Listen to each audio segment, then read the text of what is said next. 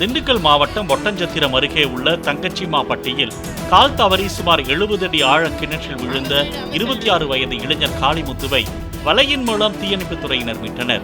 அவருக்கு காலில் பலத்த காயம் ஏற்பட்டிருந்ததால் அரசு மருத்துவமனையில் அனுமதிக்கப்பட்டார்.